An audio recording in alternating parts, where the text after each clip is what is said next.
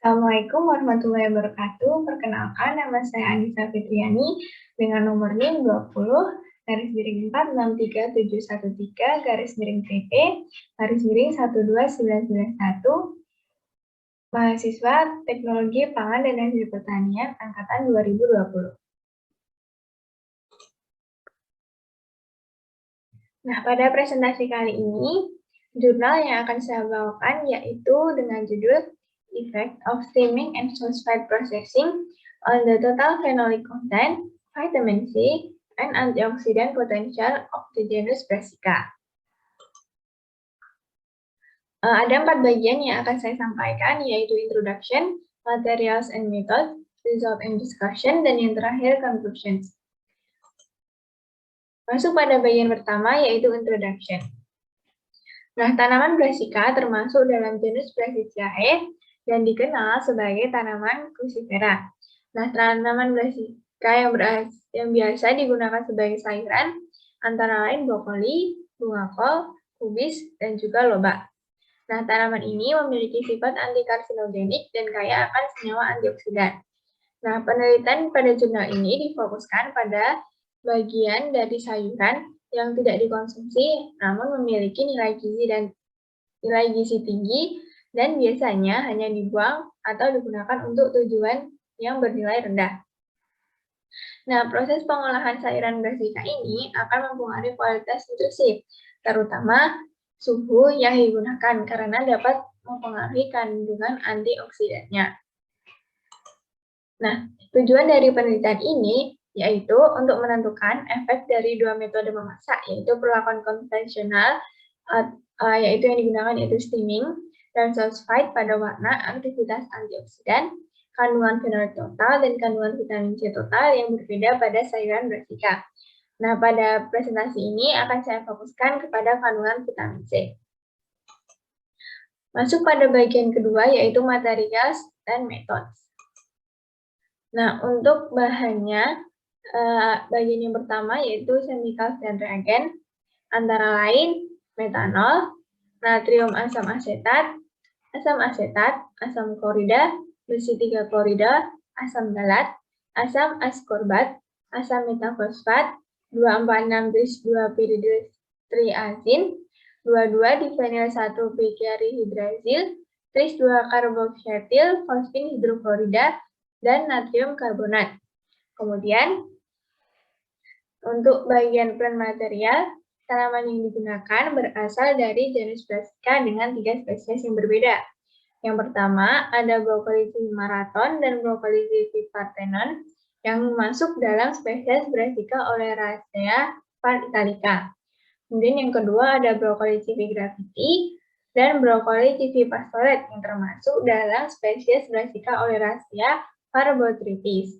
Kemudian yang ketiga ada Espigal deltaraf dan Calicifi crispa yang masuk dalam spesies Brassica oleracea var acepawa.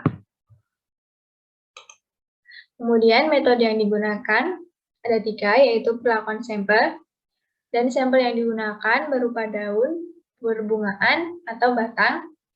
Kemudian yang kedua ada penentuan kandungan vitamin C yang ditentukan dalam HPLC menggunakan water 17 plus sistem autosampler HPLC yang digabungkan dengan detektor ultraviolet.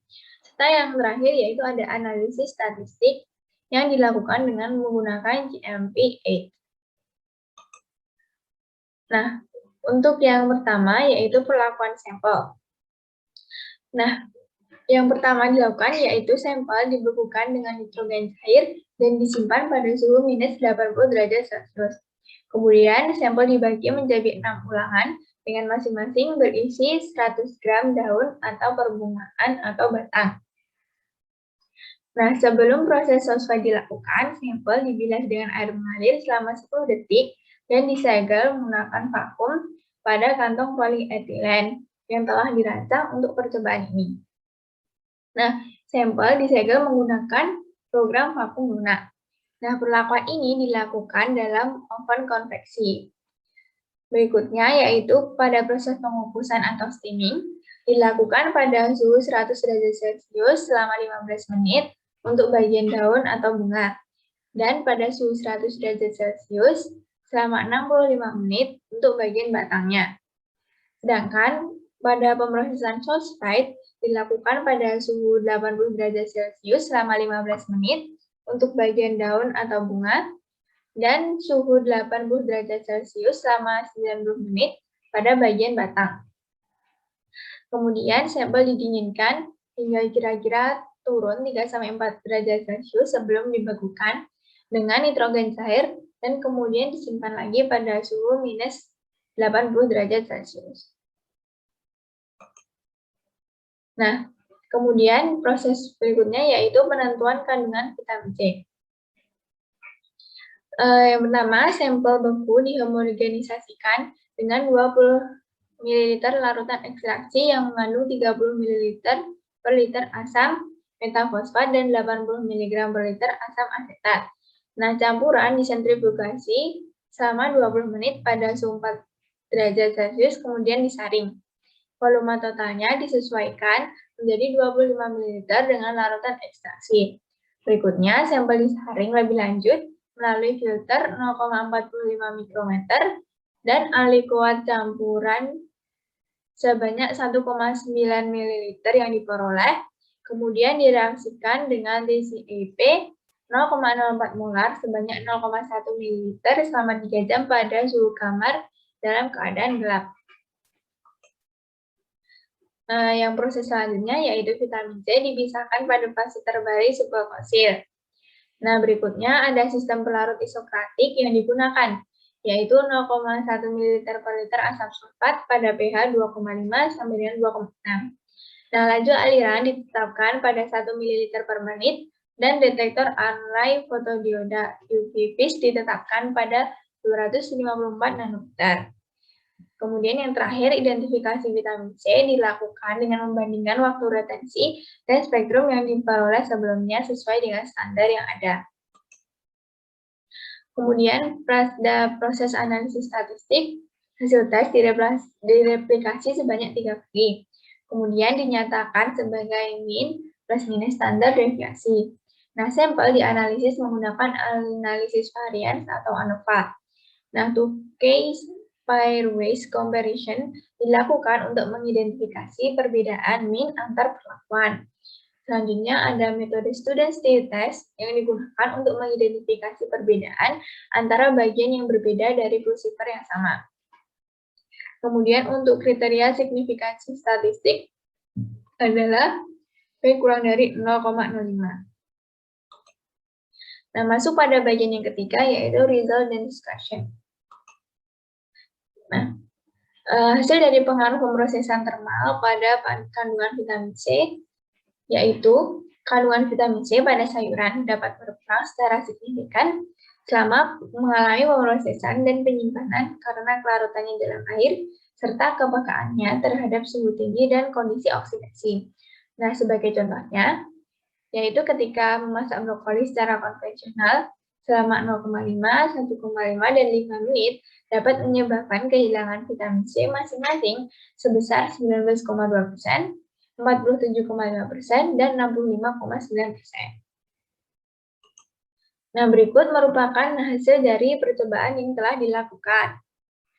Nah, sampel yang digunakan ada 6, yaitu pada sampel A berupa brokoli CV marathon, sampel B brokoli CV Parthenon, sampel C brokoli CV Gravity, sampel D brokoli CV Pastoret, sampel E Espiga Garab, dan yang terakhir sampel F yaitu Kale CV Crispa.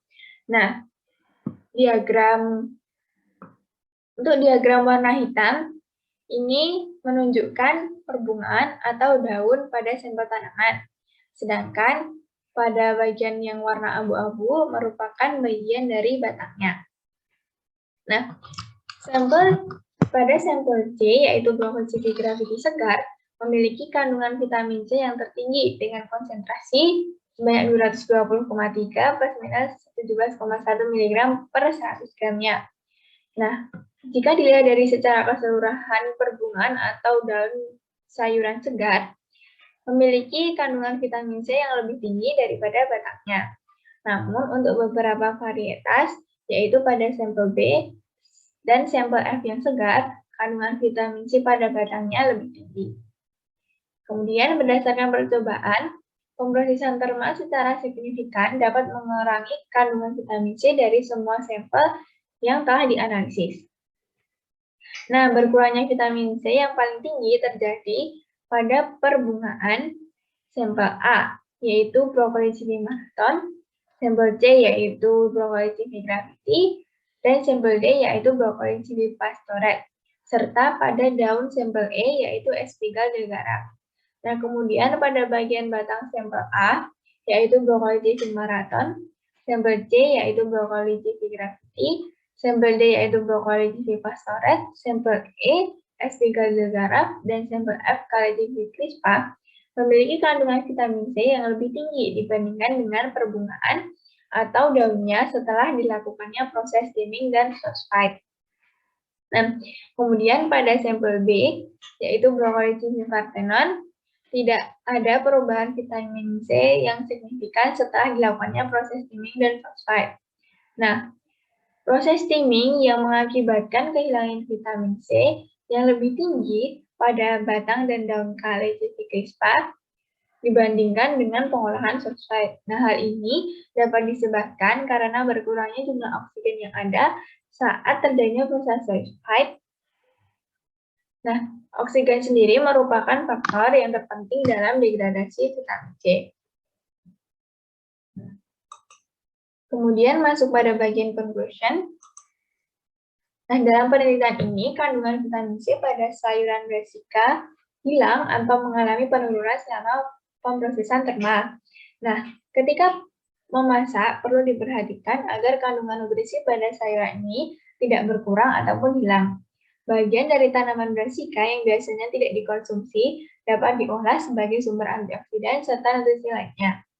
Nah, hasil penelitian ini dapat membuka peluang untuk tanaman brassica sebagai sumber makanan sehat serta mengurangi jumlah sisa bagian tanaman yang dibuang sebagai limbah atau diproses sebagai produk yang tidak terlalu unggul.